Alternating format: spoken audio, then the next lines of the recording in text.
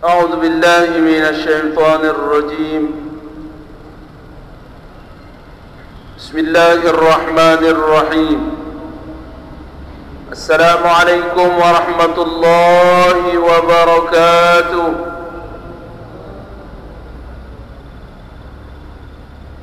الحمد لله رب العالمين، والصلاة والسلام على أشرف المرسلين سيدنا ونبينا محمد وعلى آله وصحبه أجمعين.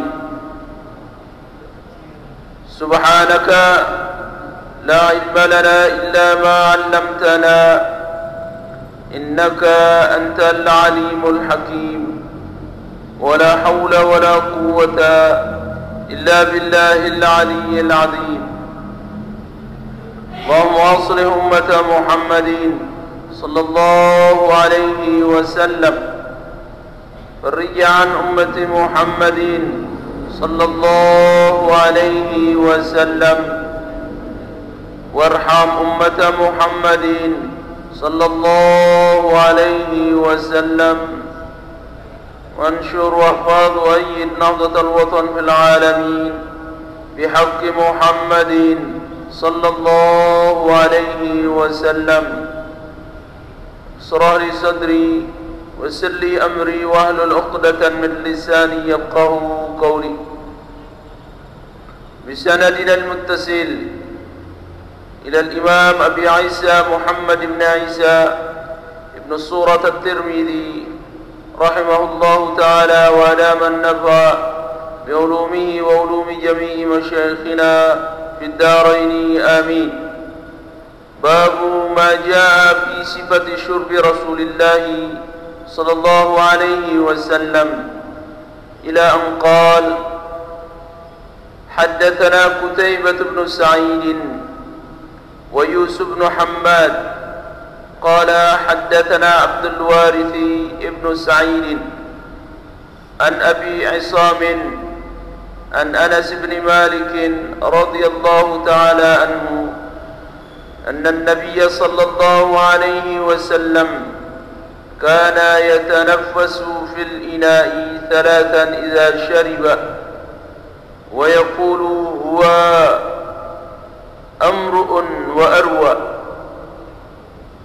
قال حدثنا علي بن خشرم قال حدثنا عيسى بن يونس عن رشد بن قريب عن أبيه عن ابن عباس رضي الله تعالى عنهما أن النبي صلى الله عليه وسلم كان إذا شرب تنفس مرتين. صدق الله العظيم وصدق رسولنا الكريم، ونحن إن شاء الله من الشاهدين والشاكرين. Al-Mukarramun, bapak-bapak, para tuan guru yang saya muliakan dan hormati, bapak para asatidz, tokoh agama, tokoh masyarakat, tokoh muda yang saya hormati pula. Singkatnya, hadirin hadirat rahimani wa rahimakumullah. Dan intinya dia ngajak kita semua untuk senantiasa memanjatkan rasa syukur kehadirat Allah Subhanahu wa taala. Alhamdulillah, yang belum sami masih diberikan kesempatan hidup oleh Allah, hidup dalam keadaan sehat walafiat, sekalipun agak sedikit dengan keadaan cuaca yang tidak menentu niki, yang belum sami ada yang demam dan lain sebagainya. Mudah-mudahan kita berharap diberikan kesabaran oleh Allah Subhanahu wa taala untuk menghadapi ujian niki sampai pada akhirnya insyaallah. Mudah-mudahan yang belum sami orang-orang yang dicintai oleh Allah Subhanahu wa taala. Amin ya rabbal alamin. Dan mudah-mudahan secepatnya penyakit pelunggu diangkat dan disembuhkan oleh Allah Subhanahu wa taala. Amin ya rabbal alamin. Salat dan salam kita sampaikan kepada Rasulullah sallallahu alaihi wasallam dengan terus menerus penuh sabar menjalankan syariat yang diajarkan terhadap tiang pelunggu sami sampai pada akhirnya tiang pelunggu sami meninggal dalam keadaan mencintai beliau, dibangkitkan bersama beliau, mendapatkan syafaat Rasul, ini Rasulullah dan guru-guru tiang belum sami, mudah-mudahan masuk syurga bighairi hisab, amin ya rabbal alamin. Masih dalam pembahasan fi sifati syurbi Rasulullah sallallahu alaihi wasallam, sifat dan cara Rasulullah sallallahu alaihi wasallam di saat beliau minum. Di antaranya hadis yang berikutnya, yaitu yang diriwayatkan oleh Sayyidina Anas bin Malik radhiyallahu taala anhu, anna Nabi sallallahu alaihi wasallam belum menceritakan bahwa Rasulullah sallallahu alaihi wasallam kana yatanaffasu fil ina'i thalathan idza syariba. Begitu beliau meminum, beliau memberikan jarak antara minuman yang tegukan yang pertama, kedua dan ketiganya. Dan beliau tidak minum, seandai kata minuman atau makanan itu dalam keadaan panas, beliau tidak senang, bahkan melarang sahabat-sahabat beliau termasuk kita sebagai umatnya untuk meniup makanan-makanan yang sekiranya masih dalam keadaan panas.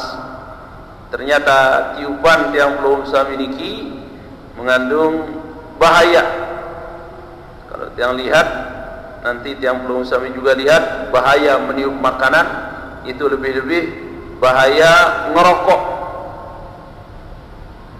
Sebenarnya ya, bisa jadi pada dasar hukumnya adalah karahat, tapi kalau akan menimbulkan penyakit yang seperti disebutkan, banyak penyakit yang akan timbul dari makanan yang belum sami akan konsumsi kalau ditiup, seandai kata masih dalam keadaan panas, maka bisa jadi jatuhnya haram juga.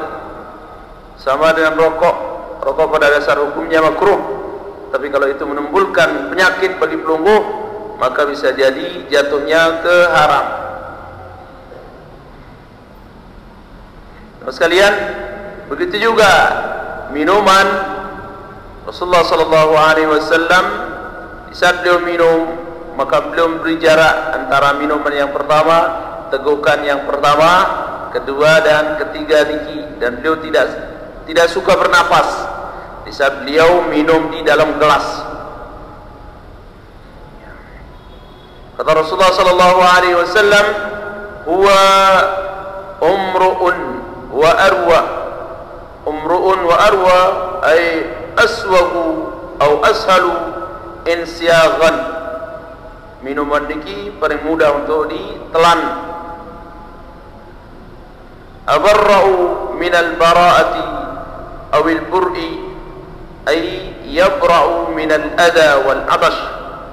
Membebaskan orang dari sakit dan haus. Karena bisa jadi kalau pelungguh terlalu minum, tapi namanya meneguk air niki 3-4 kali, apalagi baru bangun dari tidur pelungguh meneguk air niki 3-4 kali, bisa jadi pelungguh keselak dengan air niki, dan itu sangat sakit rasanya. Maka aturan minum seperti yang diajarkan oleh Rasulullah, hendaknya minum 1 kali teguk, istirahat dulu, baru yang berikutnya, marani. Yang berikutnya, qala haddatsana Ali bin Khashram, qala haddatsana Isa bin Yunus an Rishd bin Quraib an abihi an Ibn Abbas radhiyallahu ta'ala anhuma anna an-nabiy sallallahu alaihi wasallam kana idza shariba tanaffasa marratain. Rasulullah sallallahu alaihi wasallam jikalau dia minum, beliau meneguk air niki dengan cara bernafas 2 kali. Artinya berhenti di saat minum tegukan pertama, beliau berhenti, berikutnya baru beliau minum lagi, bernafas di luar tempat atau gelas yang digunakan untuk minum niki. Yang berikutnya, qala haddatsana Ibnu Abi Umar qala haddatsana Sufyan an Yazid bin Jabir an Abdurrahman Abi Amrata an jaddatihi Kabsyah qalat dakhala alayya Rasulullah sallallahu alaihi wasallam. Suatu ketika, kata Kabsyah, Beliau mengatakan, suatu ketika Rasulullah SAW datang menziarahi saya. Fasyariba min kirbatin mu'allaqatin qa'iman. Lantas Rasulullah minum dengan kirbah. Kirbah niki adalah jildun madghubun yudha fihil ma', kulit yang dibuat untuk menjadi menaruh tempat air. Niki nama kirbah. Lantas Rasulullah melihat kirbah niki tergantung, dan beliau mengambilnya serta minum dengan cara berdiri. Dari satu sisi Rasulullah sering juga minum dengan cara berdiri, tapi tidak seterusnya. Begitu juga di sisi lain Rasulullah terkadang minum dengan cara duduk. Faqumtu ila fiha. Lantas Kabsyah niki mengatakan, aku berdiri dan menanduk tempat mulut Rasulullah SAW minum dari mulut kirbah niki. Fakhata'tuhu, dan beliau potong tempat kirbah niki sebagai Nabi namanya tabarukan. Dia tanda dari mana Rasulullah minum niki, sehingga setiap kali beliau minum selalu beliau mengarahkan mulutnya lewat tempat niki. Niki yang disebut dengan tabarrukan, dengan bekas Rasulullah sallallahu alaihi wasallam.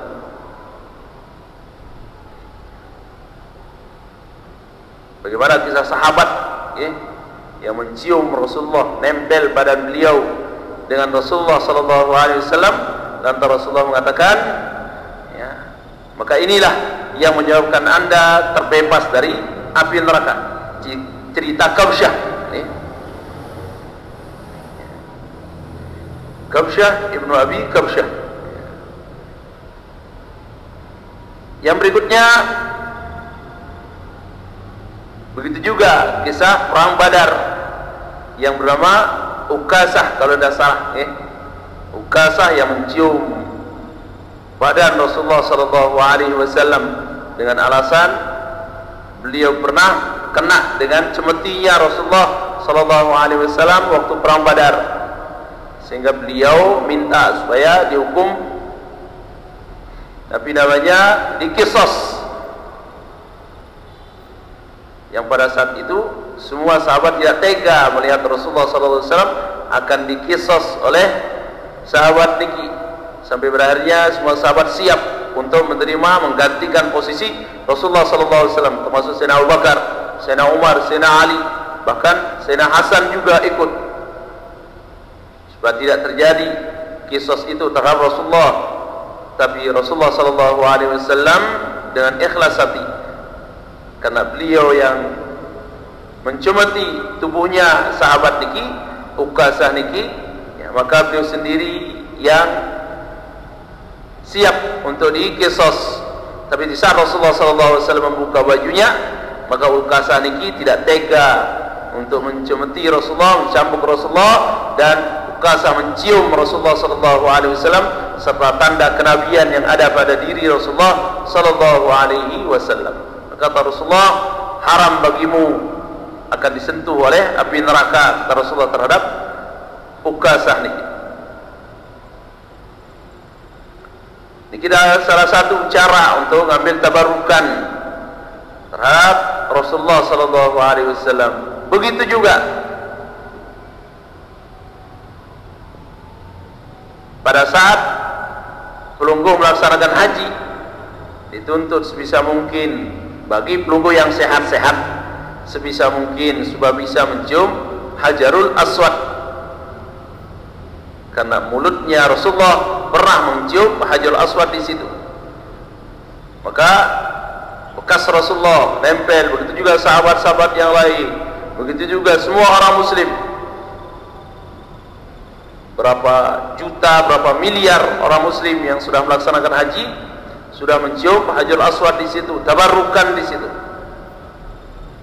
Sampai memang Hajarul Aswad niki adalah yaminullah fil ardi, tangan kanannya Allah di muka bumi.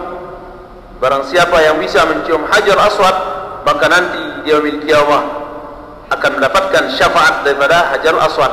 Ini diantara yang bisa memberikan syafaat selain Rasulullah, Al-Quran, begitu juga Hajarul Aswad. Maka sebisa mungkin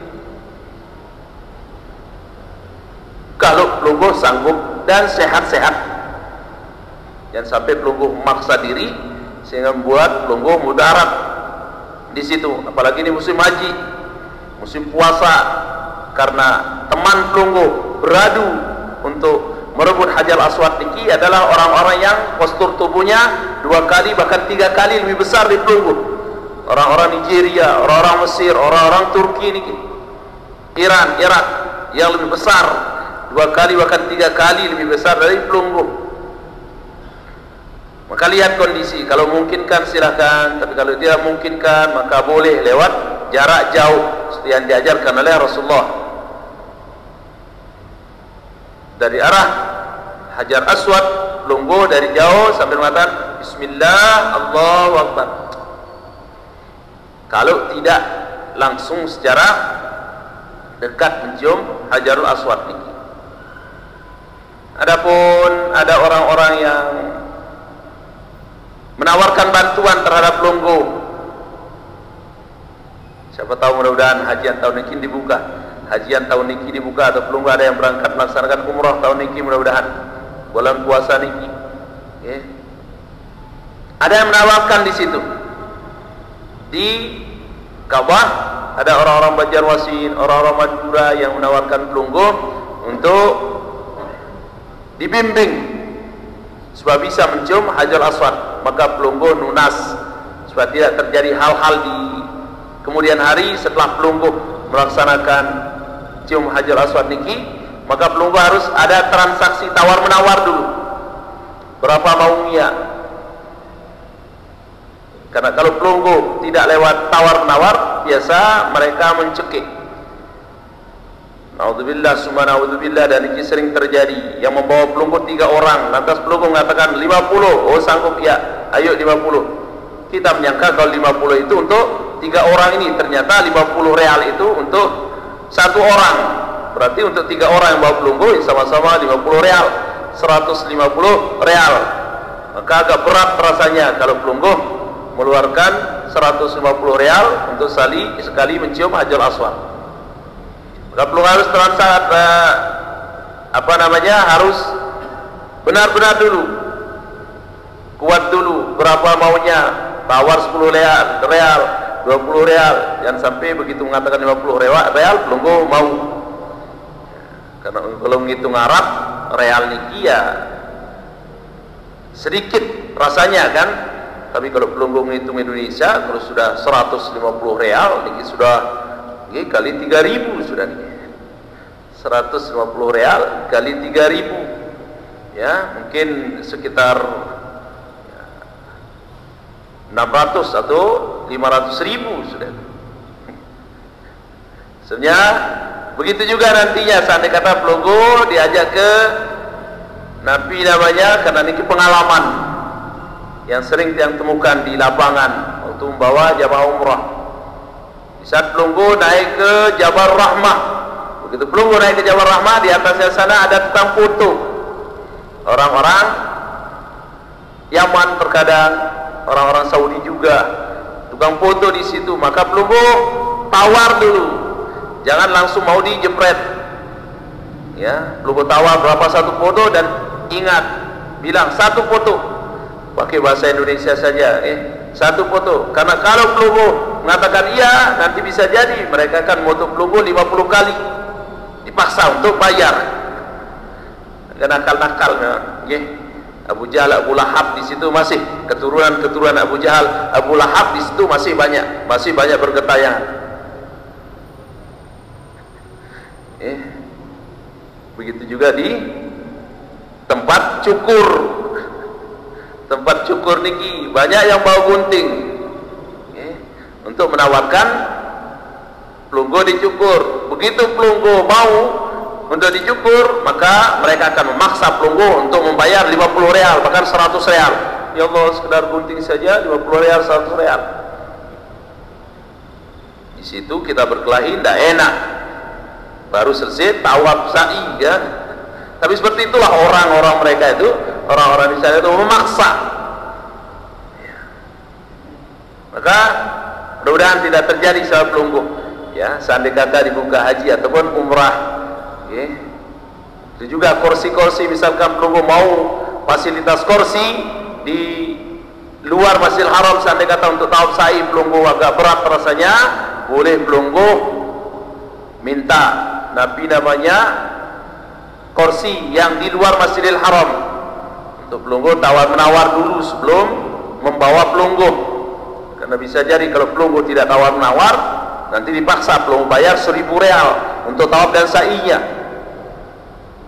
Memang untuk musim haji ya 500 real, tawaf dan sa'inya niki 700 bahkan 1.000 real untuk tawaf dan sa'inya. 1.000 real berarti berapa juta nih? 3 kali 3.000, 4 juta kurang lebih untuk tawaf dan sa'inya. Untuk 4 juta kan ya berat menurut yang pelungguh sami ya. Tapi bagi pelungguh yang memang sudah tidak sanggup ya silahkan ya. Pelungguh kasih pembimbingnya untuk Nabi namanya mencarikan pelungguh tukang dorong untuk tawaf dan sa'inya. Harus niki, harus memang, karena jutaan orang, bukan 1.000-2.000 orang, tapi jutaan orang. Maka kurang-kurang fisik pelungguh untuk tawaf dan sa'i niki sudah tidak sanggup sudah. Soalnya mudah-mudahan ya, saat pelungguh melaksanakan haji ataupun umrahnya, pelungguh dalam keadaan sehat walafiat.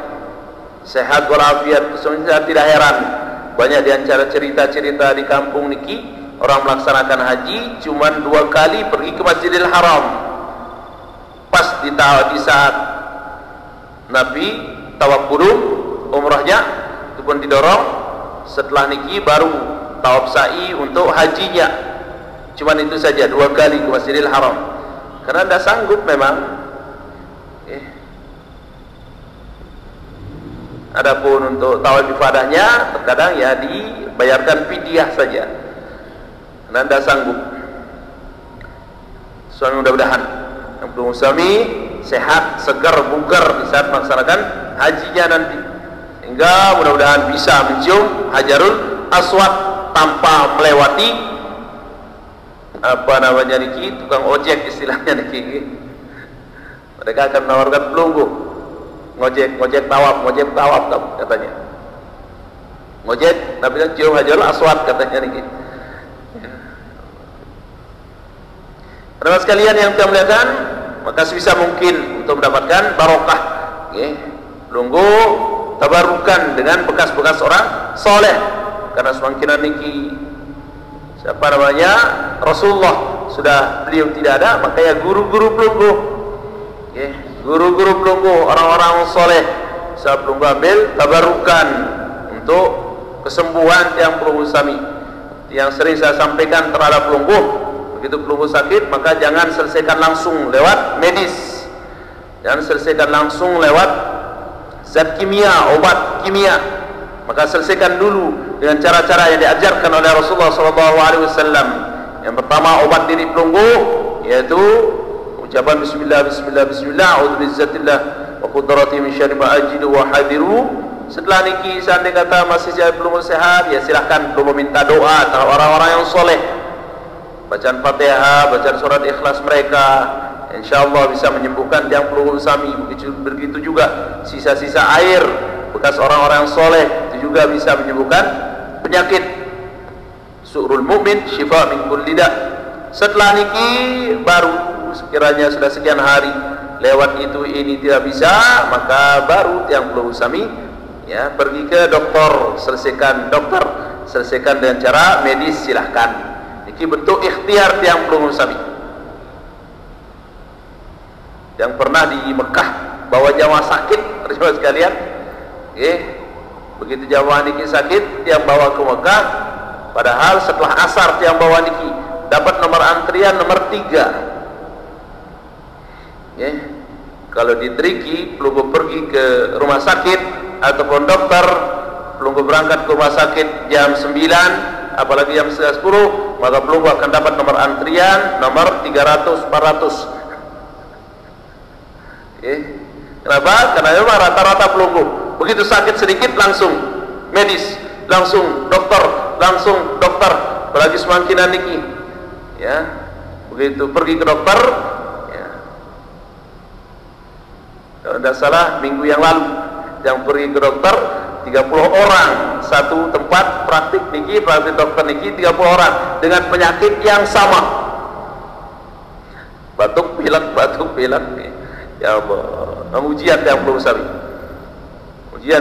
sami, yang semakin niki marah niki, yang tentunya semuanya itu adalah manusia boleh Nabi namanya memprediksi akibat-akibat seperti yang dia baca bahwa penyakit yang timbul semakin niki akibat udara yang sudah Nabi namanya terkontaminasi dengan asap-asap pabrik niki katanya, sehingga begitu pelunggu keluar rumah langsung batuk pilek tanpa sebab tiba-tiba. Ada juga yang mengatakan karena posisi matahari semakin niki dengan bulan, dengan matahari, dengan bumi yang sangat jauh. Kalau kemarin-kemarin sebelumnya biasa posisi matahari dengan bumi jaraknya kurang lebih sekitar 14 juta kilometer.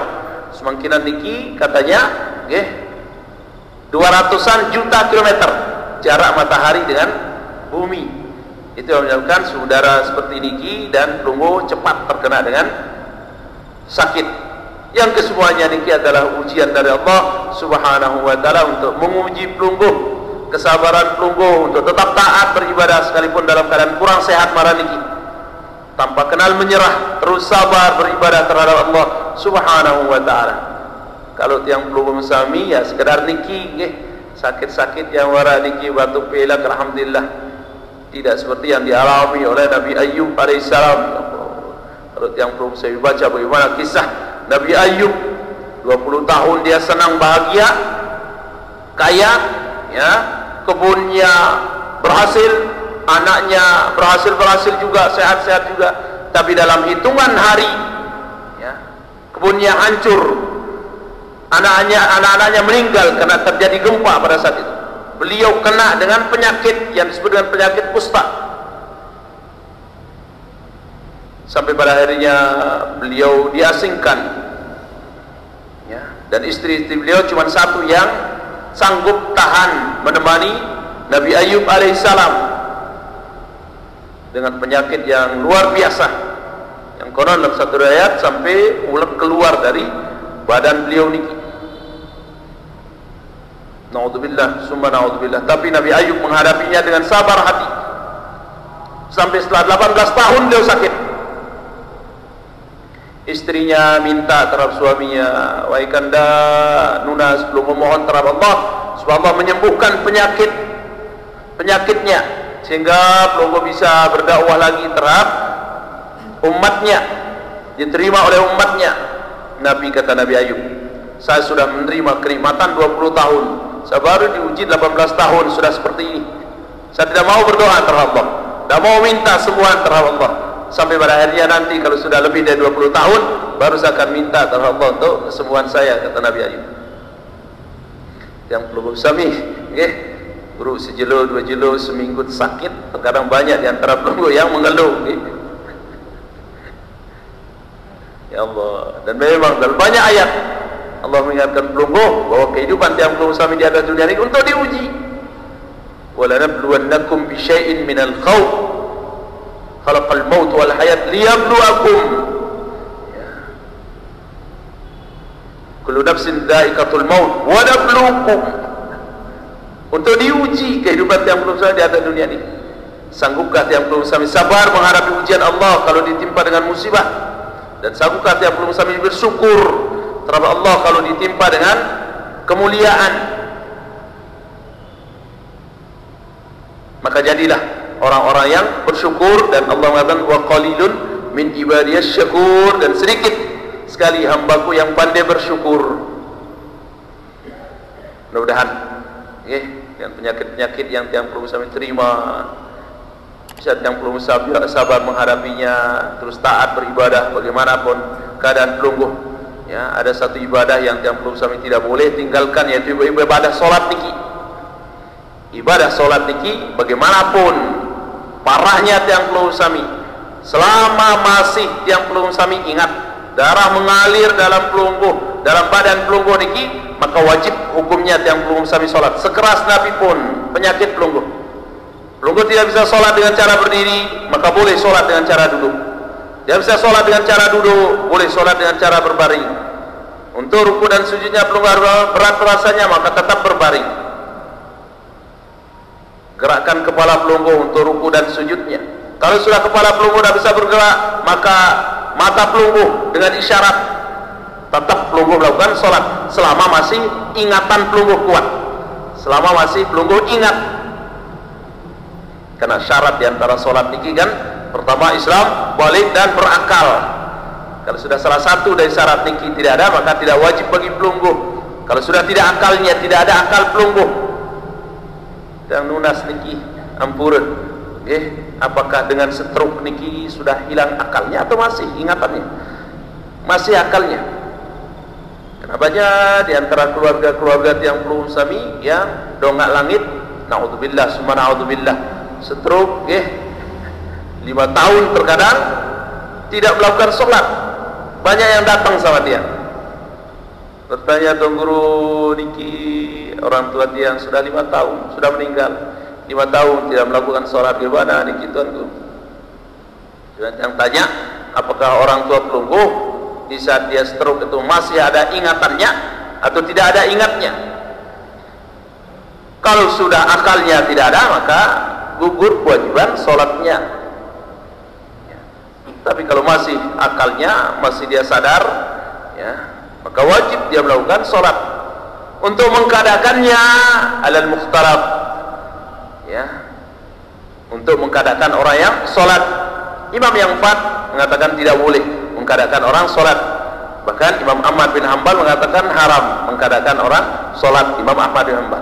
Kita Syafi'iyah ada Imam As-Subki, cuma beliau saja mengatakan boleh mengkadakan orang sholat dengan alasan dari hadis Rasul yang mengatakan, ya, haqqullah ahaqqu an tuqda.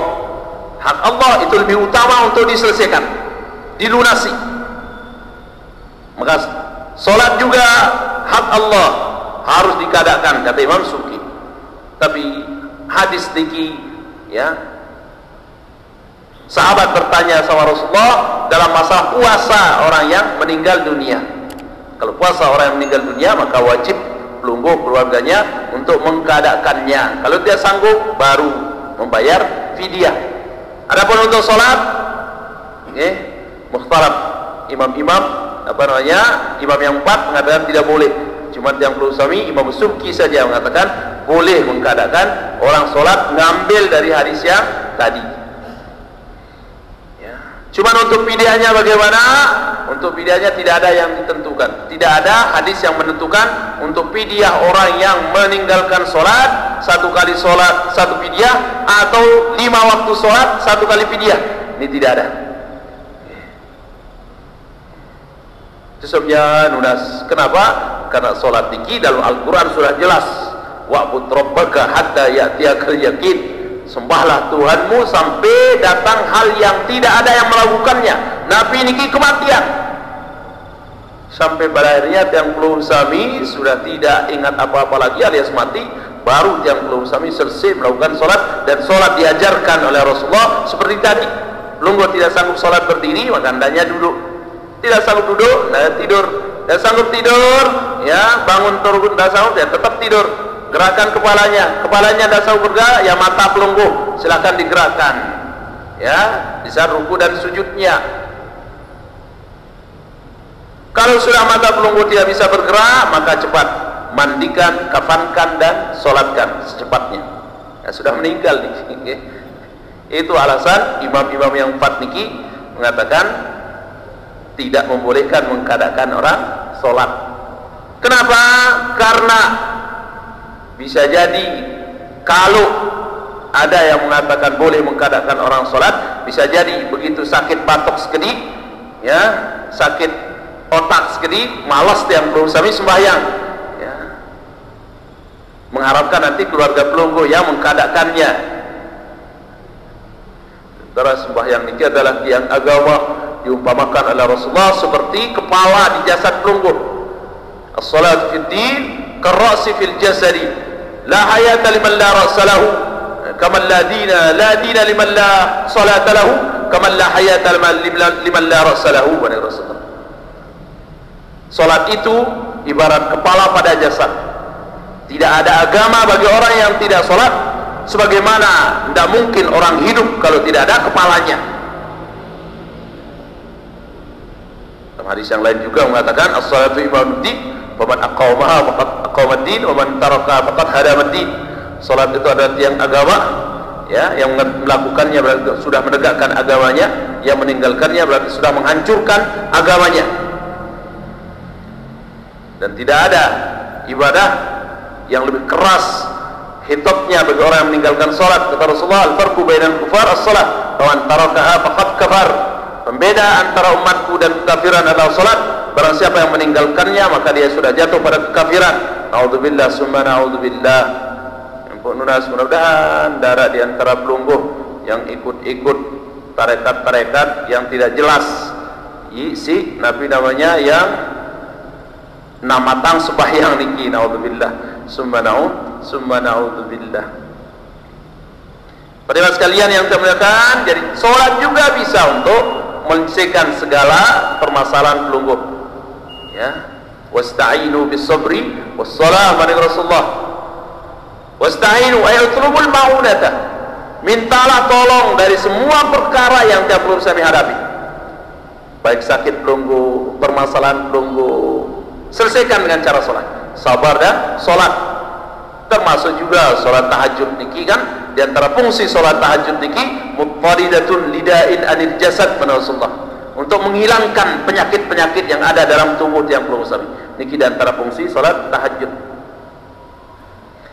Sehingga insyaallah mudah-mudahan ya, sebesar Nabi pun penyakit pelungguh nunas, selama pelungguh bisa badeng-adeng aning wasit leka sembang berjamaah, ya lakukan dengan cara sholat berjamaah. Lagu murah berat tidak pelungguh aning wasit, bahkan akan menambah penyakit pelungguh, ya silakan, boleh yang pelungguh sami di rumah, ya sebisa mungkin pelungguh berjamaah bersama keluarga pelungguh. Mungkin ada bijajarin pelungguh yang menjadi imam pelungguh, ya silahkan lakukan dengan cara berjamaah. Tapi kalau tidak ada, ya tidak apa-apa di rumah. Jangan sampai pelungguh berat rasanya untuk melakukan sholat gara-gara penyakit yang kecil. Naudzubillah summa naudzubillah. Para sekalian yang termuliakan, karena waktu tidak memungkinkan, maka masih pembahasan tapi namanya air minumnya Rasulullah sallallahu alaihi wasallam. Terima kasih ampura kalau penyampaian dia rasi salah, ada keliru, yang tunas maaf yang sebesar-besarnya. Mudah-mudahan apa yang telah sampaikan ada barokah dan manfaatnya. Terima kasih. Wallahu muwaffiq wal hadi ila sabilir rasyad. Assalamualaikum warahmatullahi wabarakatuh. Waalaikumsalam.